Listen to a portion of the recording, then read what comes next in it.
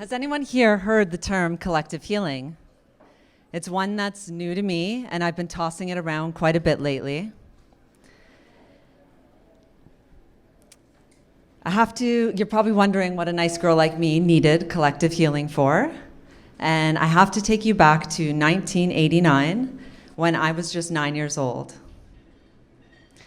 I was sexually abused by my guardian, and it was incest. Now, I know that sounds heavy, and it is, but I assure you this is not a sad story. This is a story of triumph and self-love. The problem with being an abused child is it's as though someone has put a sign on your back, allowing other predators to know that you're vulnerable. And just a short year later, when I was only 10 years old, I was raped in a forest by a 16-year-old. When I was 11, I found the courage to speak up about the abuse that had happened to me when I was just 9, and rightfully the police were called and I was interviewed by Children's Aid and detectives. They determined that I was lying. I had now been let down by my parents, who were supposed to love and protect me, and the systems put in place to protect me when they wouldn't. It was a downward spiral from there. By the age of 12, I was drinking alcohol and hanging out with kids that were a lot older than myself, and sometimes even men. At the age of 14 and 15, I was using marijuana, acid, mushrooms. 16, 17, 18, cocaine, crack, and heroin. I did attend 2 years of high school, but I only earned 3 credits, making grade 8 my highest level of education. When I was 18, I became pregnant. And at 19, I had the most beautiful baby girl. I got myself cleaned up off drugs, and I got a job, and I started living a healthy life, and I was a really great mom. But a few years went by, and eventually all of the pain and the shame and the guilt came washing over me. And I had never learned any coping skills, so I turned back to drugs to help numb the pain. In 2005, I was 25 years old and my daughter was 6. One of my friends confronted me about my drug use.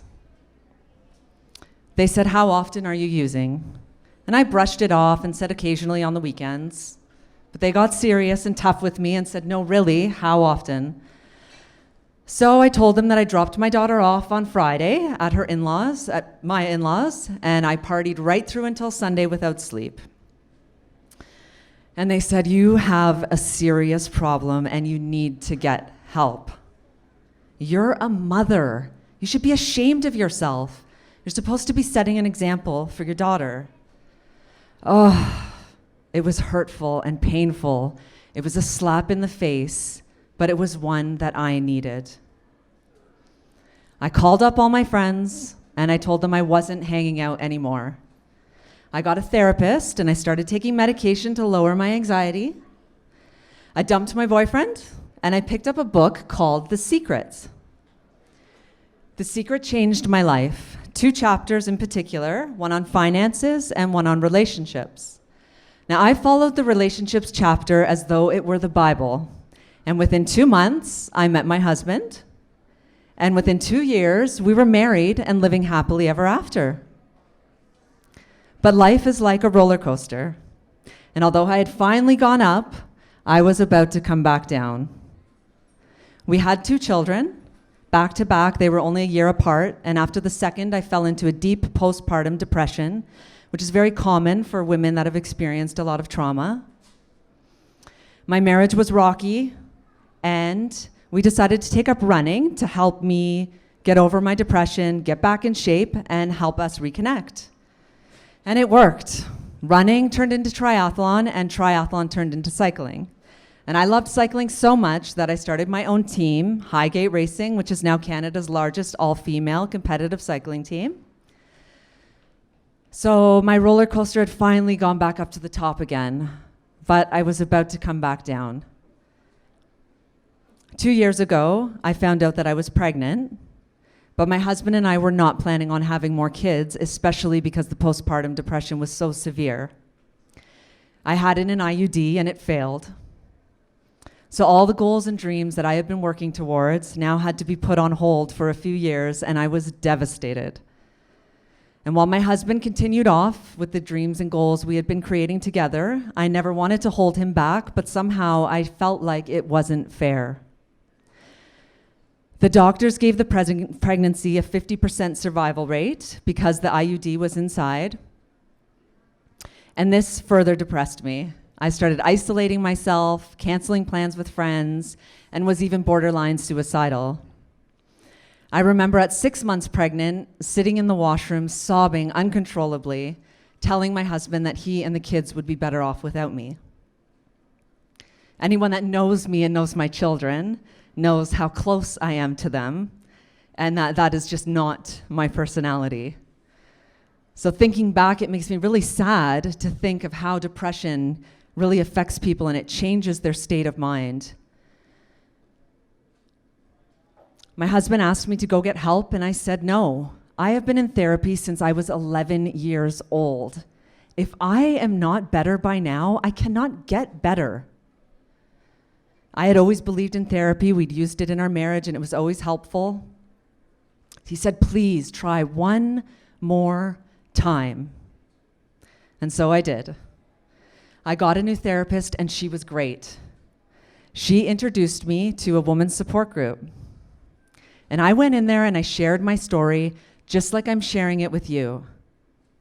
I told them of my fear that if people knew about my past, that they would never accept me and they wouldn't want to be my friend. These ladies told me that I was amazing and that my story was amazing. They wrapped their arms around me, and it was my first experience with collective healing. I decided that I wanted to share my story to let other people know that may feel broken, alone, or have low self-worth, to ask them to try just one more time. Because we all have a tribe out there waiting for us, and life is full of so many beautiful surprises waiting just around the corner. Now, I believe in collective healing so much that I decided that I would share my deepest, darkest secret with you all. You're probably wondering, what the heck could that be? She just put a whole bunch of shit out there. Now, this is my biggest shame trigger. This is my skeleton that has been hogtied, blindfolded, gagged, and stuffed in my deepest, darkest closet. Just before I turned 17, I was lured into sex trafficking. And I lived with a couple that was in their 40s that ran an escort agency. And I worked as a prostitute until I was just over the age of 18. Now, I know I told you guys that I wasn't going to be all sad, so let's come back to 2019. My life now is full of joy and gratitude. And where I once was a homeless teen on the streets of Toronto, my husband and I now own 4 properties. My highest level of education is only grade 8, but with savvy real estate investments, we have financial freedom, and we travel 5 months out of the year on personal vacation. Yeah, awesome, right? I was once a drug addict, but I've been sober for 15 years. Thank you. And I once was extremely promiscuous, but I have been in a 12-year relationship.